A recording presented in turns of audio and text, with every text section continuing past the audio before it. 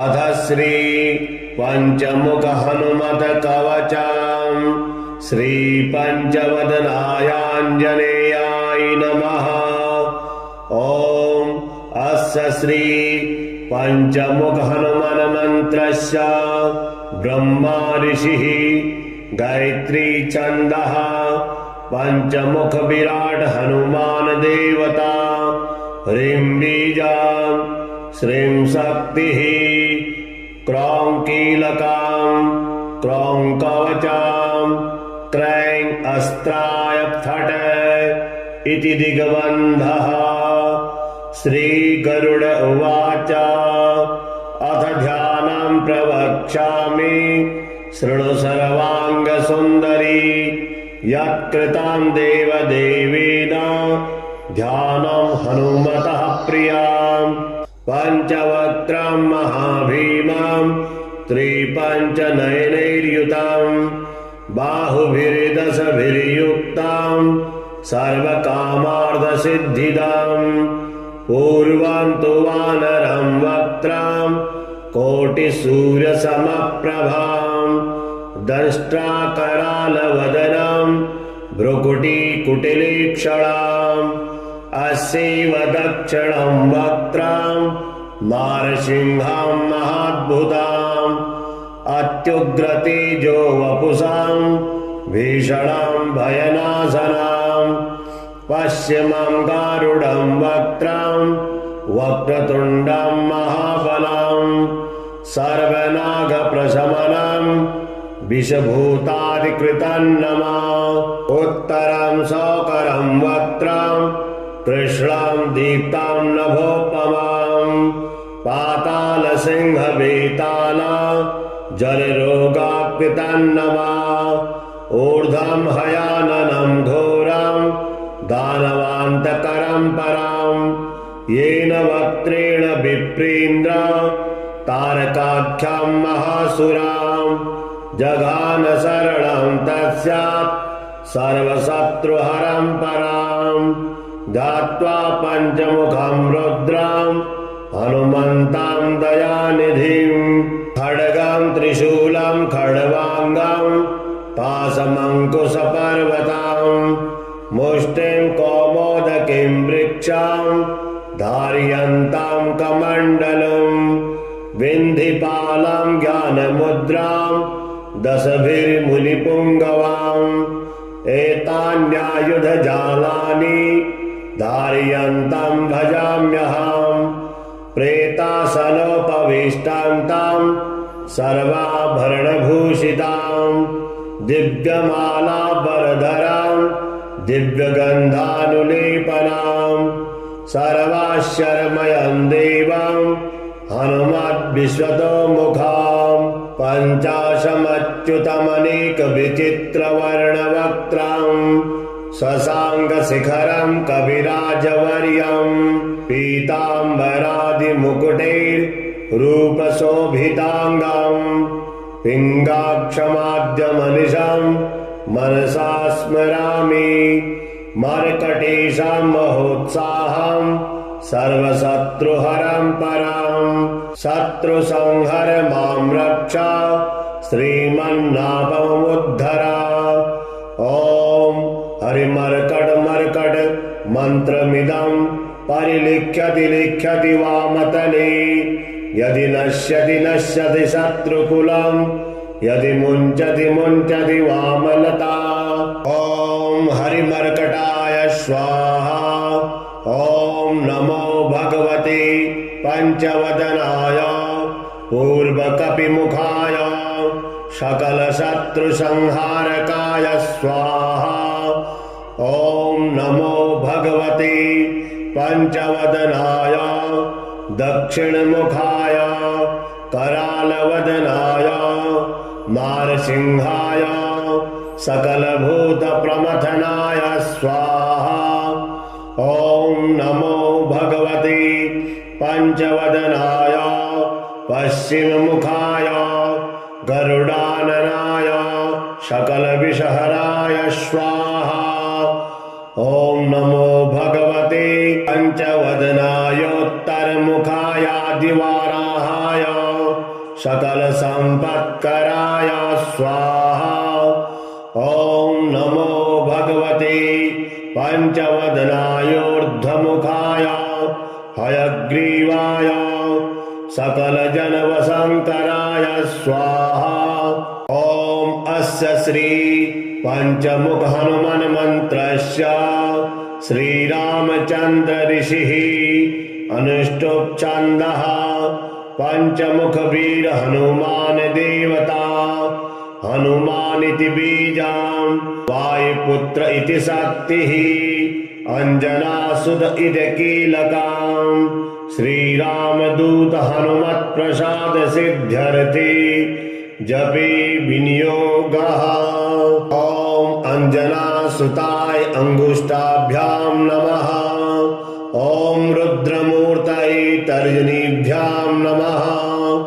ओम वायुपुत्राय मध्यमाभ्यां नमः। ओम अग्निगर्भाय अनामिकाभ्यां नमः। ओम रामदूताय कनिष्ठिकाभ्यां नमः। ओम श्री पंचमुख हनुमते करतल करपृष्ठाभ्यां नमः। ओम अंजनासुताय हृदयाय नमः। ओम रुद्रमूर्तये शिरसे स्वाहा। ओम वायुपुत्राय शिखायै वषडे। ओम अग्निगर्भाय कवचाय हुम्। ओम रामदूताय नेत्रत्रयाय वकडे। ओम पंचमुख हनुमते अस्त्राय फट् इति दिग्बन्धः। वन्दे वानर नारसिंह खगराट् क्रोडास्ववक्त्रान्वितं दिव्यालङ्करणं त्रिपञ्चनयनं देदीप्यमानं रुचा हस्ताब्जैरसिकीटपुस्तकसुधा कुम्भाङ्कुशाद्रिं हलां खड्वाङ्गं फणिभूरुहं दशभुजां सर्वारिवीरापहम्। ओम श्रीरामदूतायाञ्जनेयाय वायुपुत्राय महाबलपराक्रमाय सीतादुःखनिवारणाय लङ्कादहनकारणाय महाबलप्रचण्डाय फाल्गुनसखाय कोलाहल सकल ब्रह्मांड विश्वरूपाय सप्तसमुद्रनिर्लङ्घनाय पिङ्गलनयनायामित विक्रमाय सूर्यबिम्बफलसेवनाय दुष्टनिवारणाय दृष्टिनिरालङ्कृताय सञ्जीविनी सञ्जीविताङ्ग धनलक्ष्मण महतपिसैन्यप्राणदाय दशकण्ठविध्वंसनाय रामेष्टाय महाफाल्गुनसखाय सीतासहित रामवरप्रदाय षड्प्रयोगागम पंचमुखी वीर हनुमन्त्र जपे विनियोगः।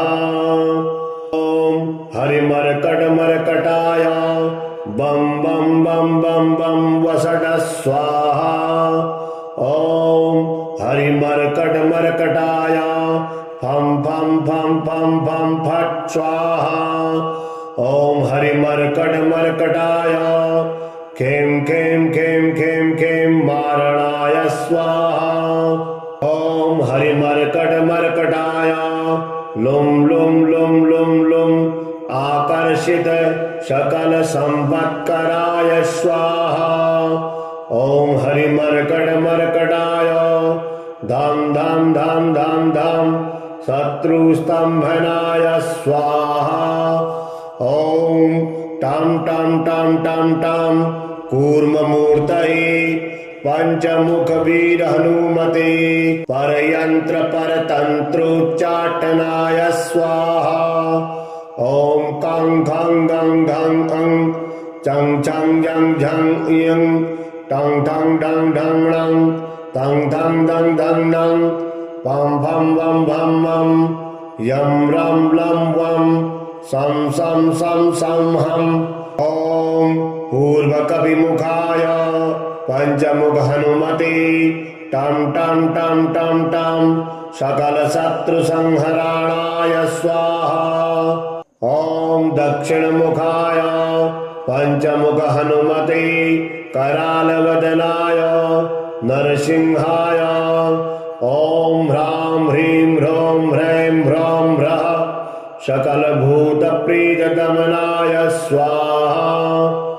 ॐ पश्चिममुखाय गरुडाननाय पंचमुख हनुमते मं मं मं मं मं सकलविषहराय स्वाहा। ॐ उत्तरमुखायादिवराहाय लं लं लं लं लं लं नृसिंहाय नीलकण्ठमूर्तये पंचमुख हनुमते स्वाहा। ॐ ऊर्ध्वमुखाय हयग्रीवाय रुं रुं रुं रुं रुद्रमूर्तये सकल प्रयोजन निर्वाहकाय स्वाहा। ॐ अंजनासुताय वायुपुत्राय महाबलाय सीताशोक निवारणाय श्रीरामचंद्र कृपापादुकाय महावीर प्रमथनाय ब्रह्मांडनाथाय कामदाय पंचमुख वीर हनुमते स्वाहा। भूत प्रेत पिशाच ब्रह्म राक्षस शाकनी डाकनीत्यरिक्ष ग्रह परयंत्र परतंत्रोच्चाटनाय स्वाहा। सकल प्रयोजन निर्वाहकाय पंचमुख वीर हनुमते श्रीरामचंद्र वरप्रसादाय जम जम जम जम जम स्वाहा। इदं कवचं पठित्वा तु महाकवचं पठेन्नरः एकवारं जपेत् स्तोत्रं सर्वशत्रुनिवारणं द्विवारं तु पठेत् नित्यं पुत्रपौत्रप्रवर्धनं त्रिवारं पठेत् नित्यं सर्वसम्पत्करं शुभं चतुर्वारं पठेत् नित्यं सर्वरोगनिवारणं पंचवारं पठेत् नित्यं सर्वलोकवशंकरं षड्वारं च पठेत् नित्यं सर्वदेववशंकरं सप्तवारं पठेत् नित्यं सर्वसौभाग्यदायकम् अष्टवारं पठेत् नित्यं इष्टकामार्थसिद्धिदां नववारं पठेत् नित्यं राजभोगमवाप्नुयात् दशवारं पठेत् नित्यं त्रैलोक्यज्ञानदर्शनं रुद्रावृत्तिं पठेत् नित्यं सर्वसिद्धिर्भवेद्ध्रुवं निर्बलो रोगयुक्तस्य महाव्याधादिपीडितः कवचस्मरणेनैव महाबलमवाप्नुयात्। श्रीपञ्चवदनायाञ्जनेयाय नमः। ॐ अस्य श्री पंचमुख हनुमान मंत्रस्य ब्रह्मा ऋषिः गायत्री छन्दः पंचमुख विराट हनुमान देवता ह्रीं बीजां श्रीं शक्तिः क्रौं कीलकां क्रौं कवचां क्रैं अस्त्राय फट् इति दिग्बन्धः। श्री गरुड उवाच अथ ध्यानं प्रवक्ष्यामि शृणु सर्वांग सुंदरी यत्कृतं देवदेवेन ध्यानं हनुमतः प्रियं पंचवक्त्रं महाभीमं त्रिपञ्चनयनैर्युतं बाहुभिर्दशभिर्युक्तं सर्वकामार्थसिद्धिदं पूर्वं तु वानरं वक्त्रं कोटिसूर्यसमप्रभां दंष्ट्राकरालवदनं भ्रुकुटीकुटिलीक्षणाम् अस्यैव दक्षिणं वक्त्रं नारसिंहां महाद्भुताम् अत्युग्रतेजो वपुषां भीषणां भयनाशनां पश्चिमं गारुडं वक्त्रं वक्रतुण्डं महाबलं सर्वनागप्रशमनं विषभूतादिकृतं नमः उत्तरं शौकरं वक्त्रं कृष्णं दीप्तं नभोपमां पातालसिंहवेताला जलरोगाकृतं नमः ऊर्ध्वं हयाननं घोरं दानवान्तकरं परं येन वक्त्रेण विप्रेन्द्र तारकाख्यं महासुरां जघान शरणं तस्यात् सर्वशत्रुहरं परां ध्यात्वा पञ्चमुखं रुद्रं हनुमन्तं दयानिधिं खड्गं त्रिशूलं खड्वाङ्गं पाशमङ्कुशपर्वतं मुष्टिं कौमोदकीं वृक्षं धारयन्तं कमण्डलुं विन्धिपालं ज्ञानमुद्रां दशभिर्मुनिपुङ्गवाम् एतान्यायुधजालानि धारयन्तं भजाम्यहं प्रेतासनोपविष्टान्तां सर्वाभरणभूषितां दिव्यमालाबरधरां दिव्यगन्धानुलेपनां सर्वाश्चर्यमयं देवं हनुमद्विश्वतोमुखां पञ्चाशमच्युतमनेकविचित्रवर्णवक्त्रं शशाङ्कशिखरं कविराजवर्यं पीताम्बरादिमुकुटैर्रूपशोभिताङ्गं पिङ्गाक्षमाद्यमनिशं मनसा स्मरामि मर्कटेशं महोत्साहं सर्वशत्रुहरं परं शत्रुसंहर मां रक्ष श्रीमन्नाभमुद्धर ॐ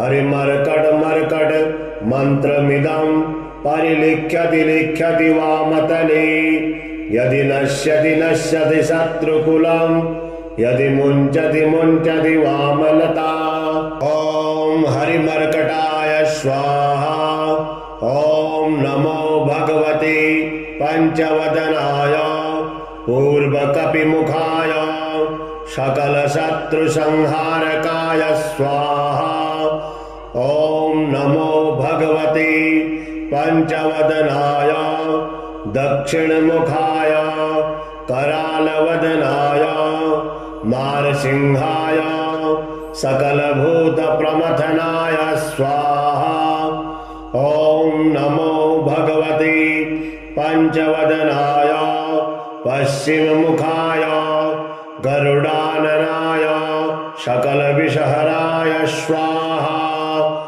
ॐ नमो भगवते पंचवदनायोत्तरमुखाय दिवाराहाय सकलसम्पत्कराय स्वाहा ॐ नमो भगवते पंचवदनायोर्ध्वमुखाय हयग्रीवाय सकलजनवशङ्कराय स्वाहा ॐ अस्य श्री पंचमुख हनुमन् मन्त्रस्य श्रीरामचन्द्र ऋषिः अनुष्टुप् छन्दः पंचमुख वीर हनुमान देवता हनुमानिति बीजां वायुपुत्र इति शक्तिः अंजनासुत इति कीलकां श्रीरामदूत हनुमत्प्रसाद सिद्ध्यर्थे जपे विनियोगः ॐ अंजनासुताय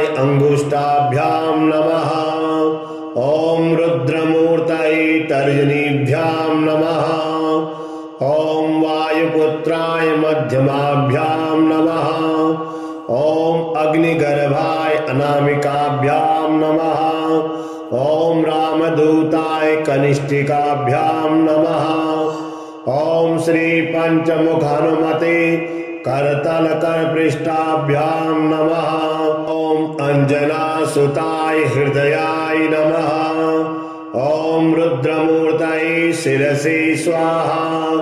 ॐ वायुपुत्राय शिखायै वषडे। ॐ अग्निगर्भाय कवचाय हुम्। ॐ रामदूताय नेत्रत्रयाय वकडे।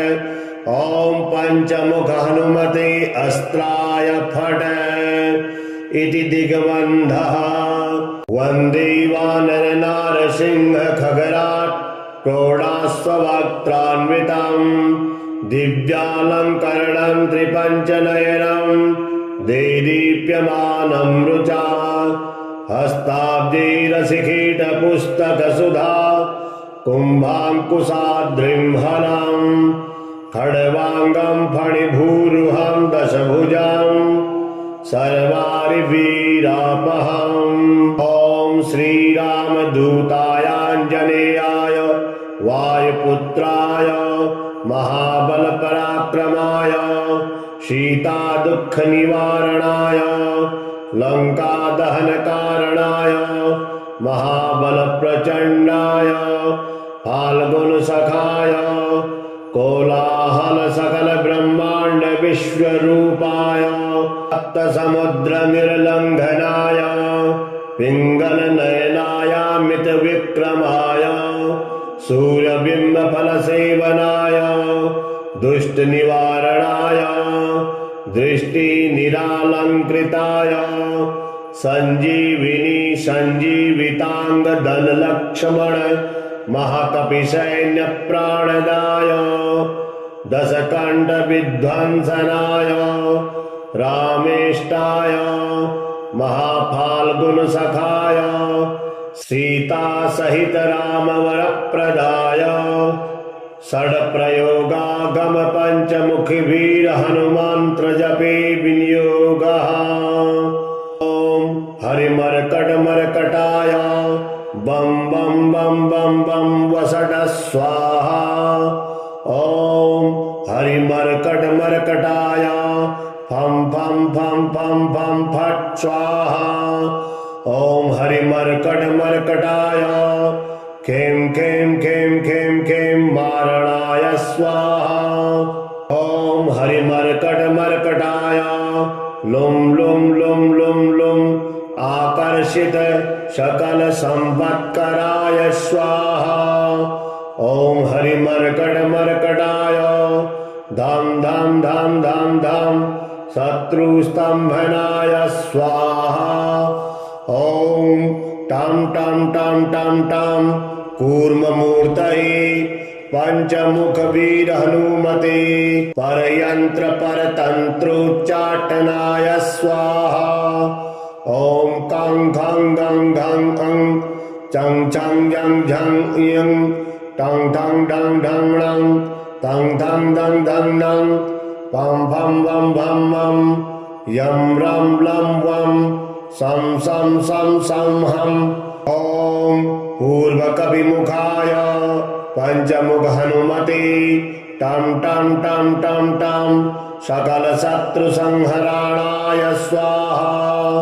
ॐ दक्षिणमुखाय पंचमुख हनुमते करालवदनाय नरसिंहाय ॐ ह्रां ह्रीं ह्रौं ह्रैं ह्रौं ह्रः सकलभूतप्रीतदमनाय स्वाहा।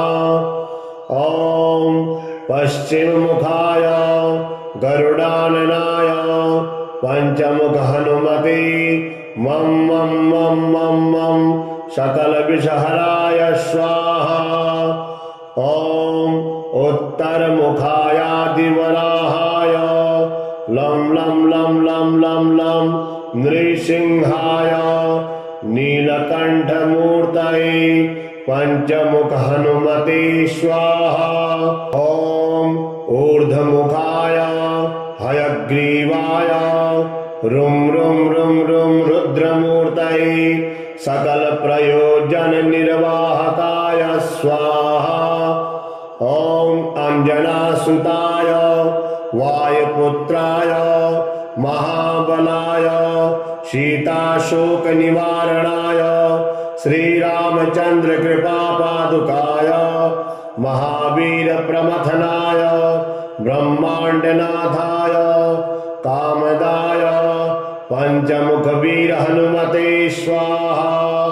भूतप्रेतपिशाच ब्रह्म राक्षस शाकिनी डाकिनीत्यरिक्ष ग्रह परयंत्र परतंत्रोच्चाटनाय स्वाहा। सकल प्रयोजन निर्वाहकाय पंचमुखवीर हनुमते श्री रामचंद्र वरप्रसादाय जम जम जम जम जम स्वाहा। इदं कवचं पठित्वा तु महाकवचं पठेन्नरः एकवारं जपेत् स्तोत्रं सर्वशत्रुनिवारणं। द्विवारं तु पठेत् नित्यं पुत्रपौत्रप्रवर्धनं। त्रिवारं पठेत् नित्यं सर्वसम्पत्करं शुभं। चतुर्वारं पठेत् नित्यं सर्वरोगनिवारणं। पंचवारं पठेत् नित्यं सर्वलोकवशङ्करं। षड्वारं च पठेत् नित्यं सर्वदेववशङ्करं। सप्तवारं पठेत् नित्यं सर्वसौभाग्यदायकम्। अष्टवारं पठेत् नित्यं इष्टकामार्थसिद्धिदाम्। नववारं पठेत् नित्यं राजभोगमवाप्नुयात्। दशवारं पठेत् नित्यं त्रैलोक्यज्ञानदर्शनम्। रुद्रावृत्तिं पठेत् नित्यं सर्वसिद्धिर्भवेद्ध्रुवम्। निर्बलो रोगयुक्तस्य महाव्याधादिपीडितः कवचस्मरणेनैव महाबलमवाप्नुयात्। श्रीपञ्चवदनायाञ्जनेयाय नमः। ॐ अस्य श्री पंचमुख हनुमान मंत्रस्य ब्रह्मा ऋषिः गायत्री छन्दः पंचमुख विराट हनुमान देवता। ह्रीं बीजां श्रीं शक्तिः क्रौं कीलकां क्रौं कवचां क्रैं अस्त्राय फट् इति दिग्बन्धः। श्री गरुड उवाच अथ ध्यानं प्रवक्ष्यामि शृणु सर्वांग सुंदरी। यत्कृतं देवदेवेन ध्यानं हनुमतः प्रियं। पंचवक्त्रं महाभीमं त्रिपञ्चनयनैर्युतं बाहुभिर्दशभिर्युक्तं सर्वकामार्थसिद्धिदम्। पूर्वं तु वानरं वक्त्रं कोटिसूर्यसमप्रभां। दंष्ट्राकरालवदनं भ्रुकुटीकुटिलीक्षणाम्। अस्यैव दक्षिणं वक्त्रं मारसिंहं महाद्भुताम्। अत्युग्रतेजो वपुषां भीषणं भयनाशनाम्। पश्चिमं गारुडं वक्त्रं वक्रतुण्डं महाबलं। सर्वनागप्रशमनं विषभूतादिकृतं नमः। उत्तरं शौकरं वक्त्रं कृष्णं दीप्तं नभोपमां। पातालसिंहवेताल जलरोगाकृतं नमः। ऊर्ध्वं हयाननं घोरं दानवान्तकरं परं। येन वक्त्रेण विप्रेन्द्र तारकाख्यं महासुरां। जघान शरणं तस्यात् सर्वशत्रुहरं परां। ध्यात्वा पञ्चमुखं रुद्रं हनुमन्तं दयानिधिं। खड्गं त्रिशूलं खड्वाङ्गं पाशमङ्कुशपर्वतं। मुष्टिं कौमोदकीं वृक्षं धारयन्तं कमण्डलम्। विन्धिपालं ज्ञानमुद्रां दशभिर्मुनिपुङ्गवाम्। एतान्यायुधजालानि धारयन्तं भजाम्यहम्। श्वेतासनोपविष्टां सर्वाभरणभूषितां दिव्यमालाबरधरां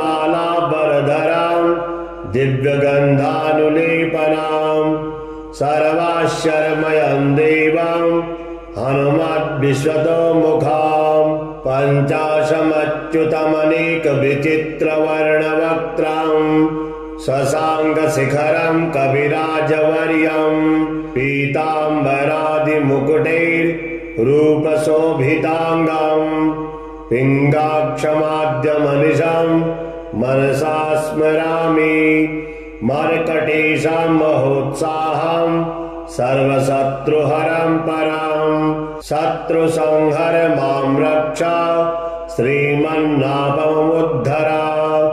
ॐ हरिमर्कट मन्त्रमिदं परिलिख्यति लिख्यति वामतले यदि नश्यति शत्रुकुलं यदि मुञ्चति वामलता।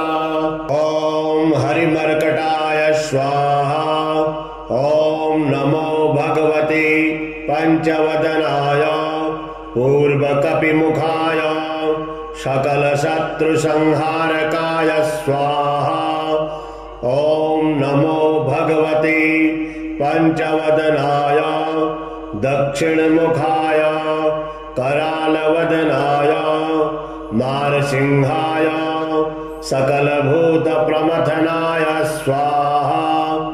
ॐ नमो भगवते पंचवदनाय पश्चिममुखाय गरुडाननाय सकलविषहराय स्वाहा।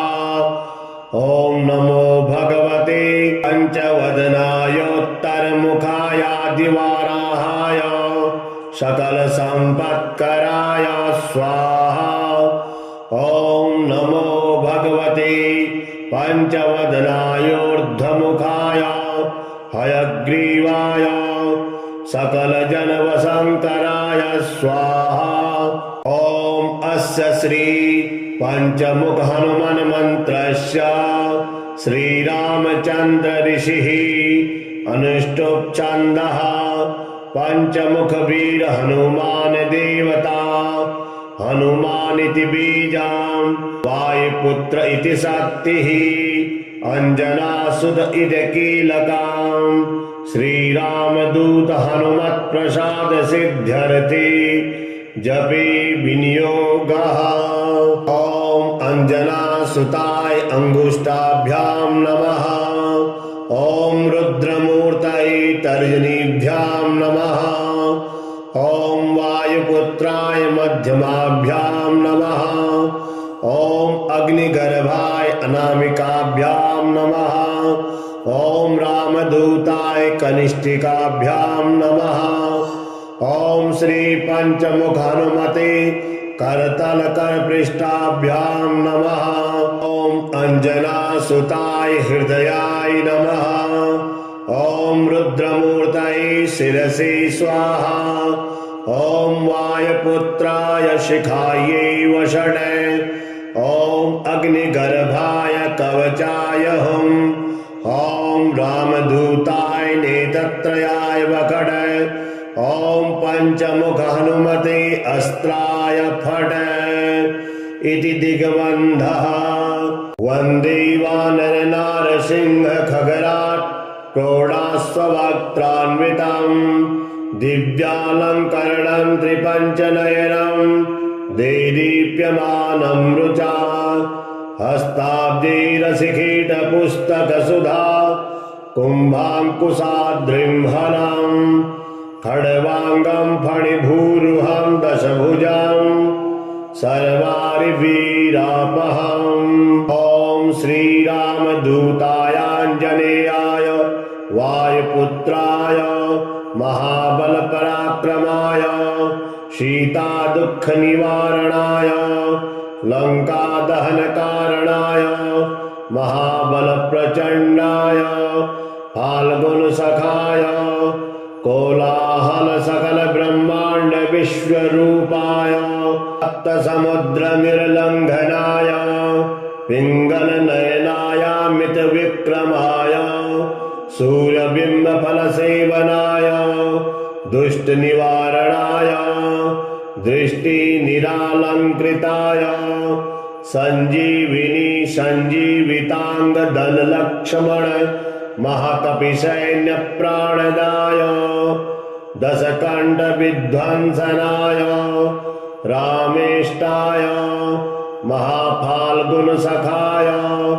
सीता सहित राम वर प्रदाय षड प्रयोगागम पंचमुखी वीर हनुमंत्र जपे विनियोगः ओम हरिमर्कट मर्कटाय बम बम बम बम बम वसट स्वाहा ओम हरिमर्कट मर्कटाय फम फम फम फम फम फट स्वाहा ओम हरिमर्कट मर्कटाय खेम खेम खेम खेम खेम मारणाय स्वाहा ओम हरिमर्कट मर्कटाय लुम लुम लुम लुम लुम आकर्षित सकल संपत्कराय स्वाहा ओम हरिमर्कट मर्कटाय धम धम धम धम धम शत्रु स्तंभनाय स्वाहा ओम टम टम टम टम टम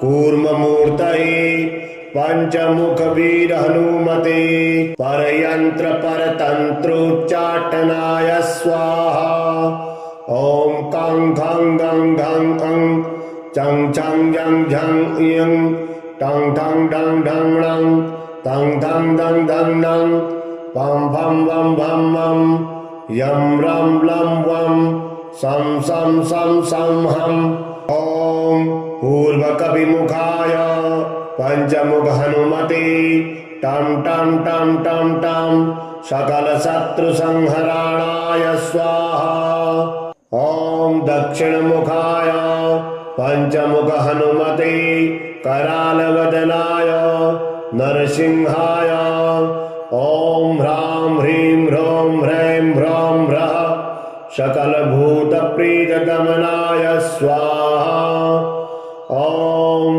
पश्चिम मुखाय गरुडाननाय पंचमुख हनुमते मम मम मम मम मम सकल विषहराय स्वाहा ओम उत्तर मुखायादिवराहाय लं लं लं लं लं लं नृसिंहाय नीलकंठ मूर्तये पंचमुख हनुमते स्वाहा ओम ऊर्ध्वमुखाय हयग्रीवाय रुम रुम रुम रुम रुद्रमूर्तये सकल प्रयोजन निर्वाहकाय स्वाहा ओम अंजनासुताय वायुपुत्राय महाबलाय सीताशोक निवारणाय श्रीरामचंद्र कृपा पादुकाय महावीर प्रमथनाय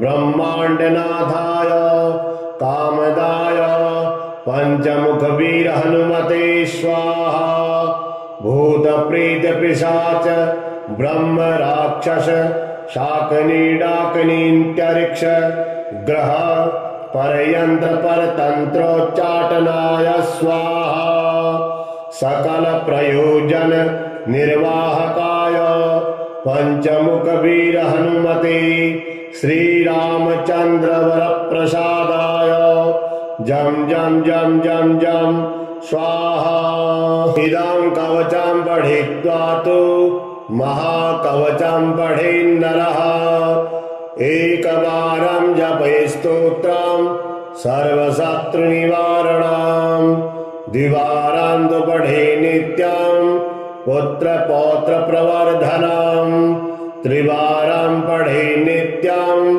सर्वसंपत्करं शुभं चतुर्वारं पठे नित्यं सर्वरोग निवारणं पंचवारं पठे नित्यं सर्वलोकवशंकरं षड्वारं च पठे नित्यं सर्वदेववशंकरं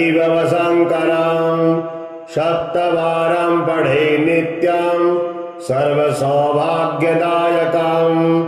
अष्टवारं पठे नित्यं इष्टकामार्थसिद्धिदां नववारं पठे नित्यं राजभोगमवाप्नुयात् 10 वारं पठे नित्यं त्रैलोक्यज्ञानदर्शनं रुद्रावृत्तिं पठे नित्यं सर्वसिद्धिर्भवेद्ध्रुवं निर्बलो रोगयुक्तस्य महाव्याधादिपीडितः कवचस्मरणेनैव महाबलमवाप्नुयात्